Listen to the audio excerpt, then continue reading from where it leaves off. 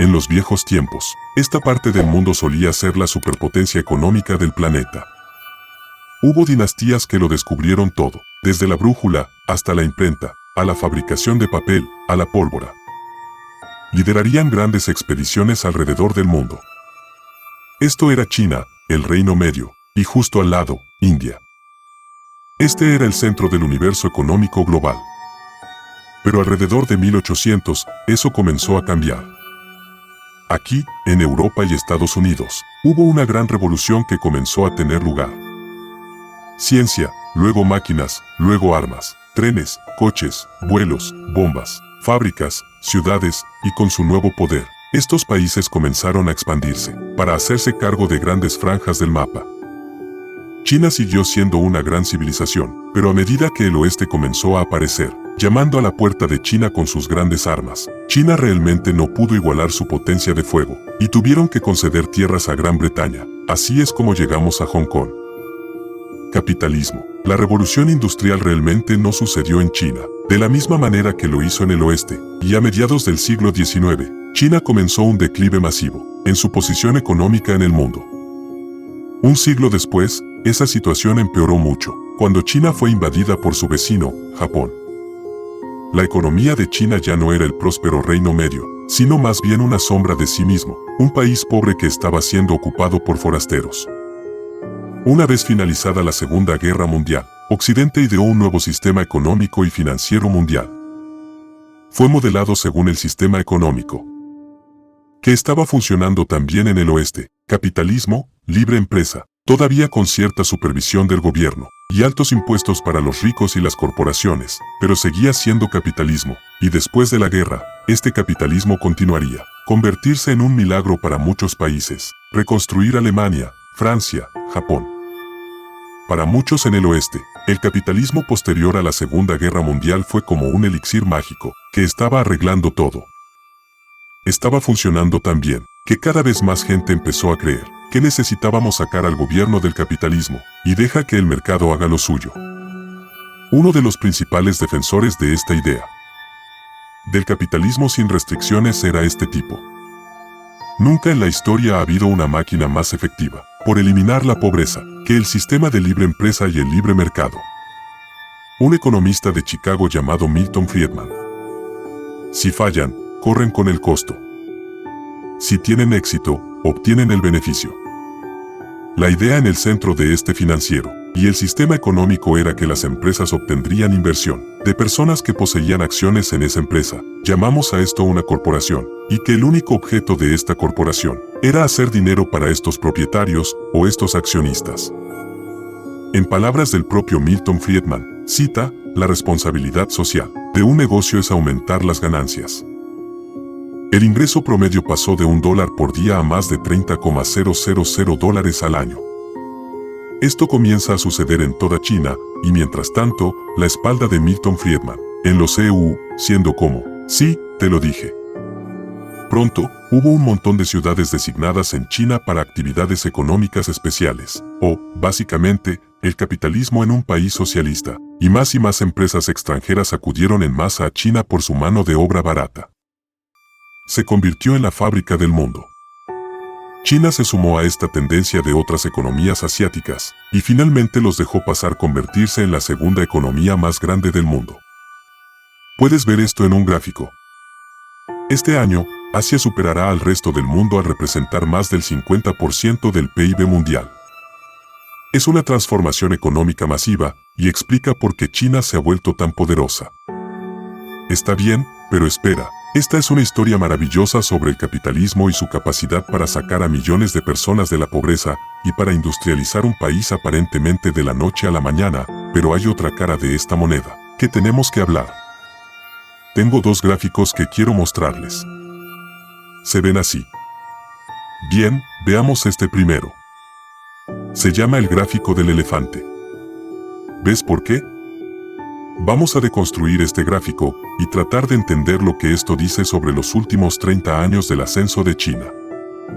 En este eje está todo el mundo clasificado por sus ingresos, agrupados en percentiles, por lo que estas personas aquí abajo tener un ingreso que esté en el percentil 10, el 10% más bajo del mundo, y luego el percentil 20, y así sucesivamente, hasta estas personas de aquí arriba que son las más ricas del mundo. Tienen un ingreso que los ubica en el percentil 90. Este eje aquí muestra cuánto crecimiento e ingresos que han tenido estas personas durante los últimos 35 años, básicamente durante el apogeo del capitalismo de accionistas y el surgimiento de China. Entonces, verás cómo se desarrolla esto en solo un segundo. Comencemos a trazar cuánto crece el ingreso cada uno de estos grupos vio en los últimos 35 años. El 10% inferior vio crecer sus ingresos en alrededor del 75%, no está mal. Estas son personas que viven en los países más pobres que tienen los ingresos más bajos del mundo. El 20 a 30% vio un gran crecimiento en sus ingresos, 125% y más en los últimos 35 años. Esto es como la nueva clase media en China y otros países asiáticos, que vio un enorme crecimiento de ingresos debido a la globalización. Lo hicieron muy bien bajo este sistema. Pero entonces, empiezas a llegar a la gente en el 50, 60 y 70, y percentil 80. Esto es básicamente gente que vive en la clase media en el oeste. Sus ingresos han crecido mucho más lentamente, a veces por debajo del 50% en el transcurso de 35 años, que es poco más del 1% al año, no mucho crecimiento de los ingresos, y algunas de estas personas en el oeste. Esa es la regla de un negocio. Aumento de las ganancias a corto plazo para los accionistas, beneficiaría a toda la sociedad, según este modelo. Y si miras los datos, en los Estados Unidos y el oeste, Milton Friedman tenía algo de razón. Toca la bocina, y condujo a una gran prosperidad en el oeste, mientras la economía estadounidense explotaba. Espera un minuto, pero ¿qué pasa con China? ¿No estamos hablando de China y su economía? Porcelana, ya sabes, el Reino Medio, China. Entonces, mientras las economías de EU y Occidente están prosperando, debido a este capitalismo de libre mercado corporativo, que se estaba apoderando del mundo, China descendía más y más hacia el declive. En lugar de unirse al partido del capitalismo, que el oeste se estaba extendiendo en todo el mundo, China resistió, volviendo a un sistema comunista de gobierno de un solo partido, encabezado por este tipo, Mao Zedong, que destruyó cualquier oportunidad de la economía de China alguna vez uniéndose a la prosperidad, sucediendo en todo el mundo. En la década de 1970, China era un lugar de pobreza generalizada. El otrora próspero reino había tocado fondo, pero eso estaba a punto de cambiar. Clics del proyector de cine, así que es la década de 1970, y este es el nuevo líder de China, Deng Xiaoping.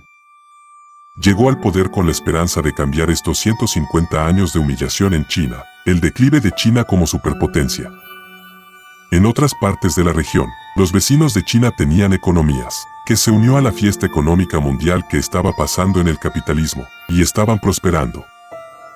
Vieron inmensos milagros económicos, y sacó a millones de la pobreza. Se sintió inspirado.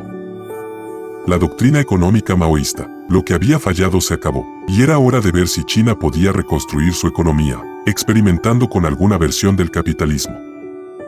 Pero tenía que hacer esto con cuidado para no romper la regla del partido único que China había creado, así que decidió concentrarse en un pequeño pueblo, un pueblo tranquilo en el sur de China de unas 30.000 personas, al otro lado de la frontera del Hong Kong controlado por los británicos, que, en ese momento, estaba prosperando debido a su dura economía capitalista.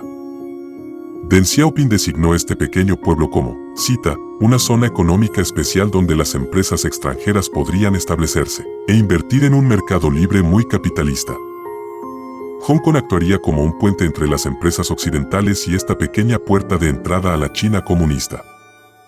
Todavía era el socialismo, pero con algunas características capitalistas chinas. Lo que sucede a continuación es posiblemente el milagro económico más alucinante. Nunca ha tenido lugar en el planeta Tierra.